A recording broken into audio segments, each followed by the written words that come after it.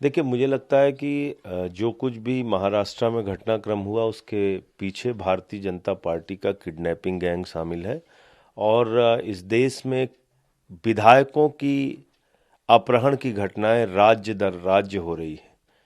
मध्य प्रदेश में यही हुआ, अरुणाचल में यही हुआ, उत्तराखंड में यही हुआ, कर्नाटक में यही हुआ, महाराष्ट्र में यही शुरू हो गया, राजस्थान में सफल नहीं हो पाए। पूरे देश के अंदर ये लोग सिर्फ विधायकों की खरीद फरोख्त और किडनैपिंग में अपना दिमाग लगाते हैं। तो ये एक अलग प्रकार की सरकार, मोदी सरकार चल रही है, जहाँ पे विधायकों के किडनैपिंग का एक गिरोह बन गया है, सरकारों को गिराने का एक गिरोह बन गया है, किसी भी तरीके से एन केन प्रकारेण लोकतंत्र की हत्या करके सत्ता हासिल करनी है। जो कुछ भी महाराष्ट्र में देखने को मिल रहा है, ये हमारी डेमोक्रेसी के लिए, जमहूरियत के लिए, लोकतंत्र के लिए अच्छी घटना नहीं है, एक काला दाग का उदाहरण है।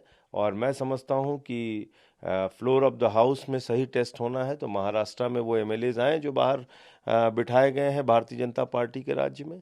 एक तरफ बीजेपी कहती है हमारा इस घटना से कोई लेना देना नहीं, दूसरी तरफ जहाज में मुलाकात हो रही है, एयरपोर्ट पे मुलाकात हो रही है, पूरी उनको वायु श्रेणी की सुरक्षा उपलब्ध कराई जा रही है।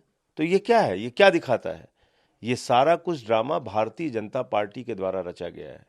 जो बीजेपी का किडनैपिंग गैंग है उसने ये सब कुछ किया है।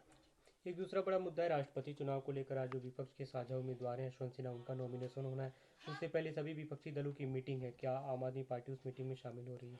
देखिए, आम आदमी पार्टी का राष्ट्रपति चुनाव के संबंध में जब फैसला हो जाएगा तो मैंने आपको कहा था, जब उसकी बैठक होगी, पार्टी के राष्ट्रीय संयोजक अरविंद केजरीवाल जी जब इस पर कोई फैसला लेंगे, उस वक्त सारी मीडिया को इस बात की जानकारी दी जाएगी। जहाँ तक आज नॉमिनेशन करने जा रहे हैं यशवंत सिन्हा जी, उनको ढेर सारी शुभकामनाएं। जी। ये प्रधानमंत्री अभी जर्मनी के दौरे पे हैं। उन्होंने इमरजेंसी को, एक तरह से कोशिश हुई थी कि डेमोक्रेसी को होस्टेज किया जाए और डेमोक्रेसी को दबाया जाए। निश्चित रूप से देखिए, लोकतंत्र के लिए आपातकाल एक काला दिन था, इससे कहीं कोई इनकार नहीं कर सकता। और लोकतंत्र का गला घोटने के लिए आपातकाल लगाया गया और पूरे देश में इसको लेकर आंदोलन हुआ।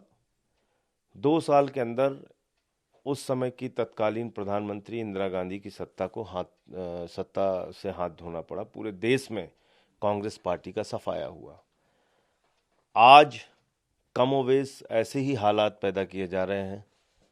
सरकारों को गिराना आपातकाल की स्थिति है, जुडिशरी को, जांच एजेंसियों को प्रभावित करना, अपने हिसाब से विपक्षियों को प्रताड़ित करना, उन पे मुकदमे लगाना, उनको उनको जेल भेजना, ये सब कहीं ना कहीं आपातकाल की घटना की याद दिलाती है।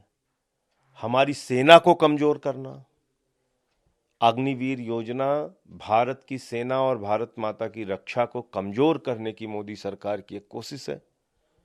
तो ये जो परिस्थितियां देश में पैदा हुई हैं, लाखों करोड़ रुपए की बैंकों से लूट होना जिसमें मोदी जी के करीबी मित्रों का नाम है, तो ये हमारे देश के अंदर ऐसी ही आपातकाल की स्थिति पैदा हो रही है।